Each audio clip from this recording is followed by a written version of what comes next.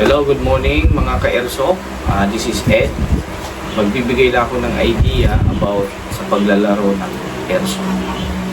Ang airsoft ay hindi lamang laro, disiplina at lifestyle. Akala nyo ba barilan lang ang airsoft? Hindi, dahil dito disiplina, strategy at respeto ang tunay na laban.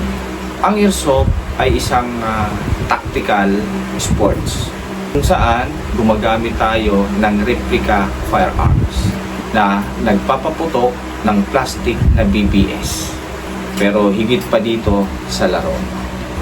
At ito ay training ng teamwork, focus at decision making. Bakit ako nag-airsoft?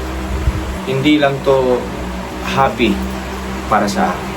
Dito ko natutunan ang self-discipline, patience, respect sa kapwa player, at pagiging mentally strong sa aking sarili.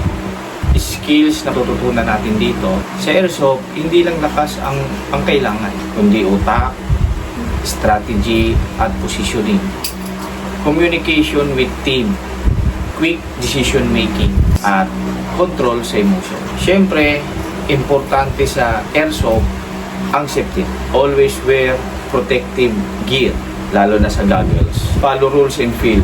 Siyempre, respeto sa mga martial at sa kapwa players. Walang daya at walang yabang. Yun lang, at maraming salamat sa ating mga ka-airsoft. I hope na meron tayong matutunan ngayon.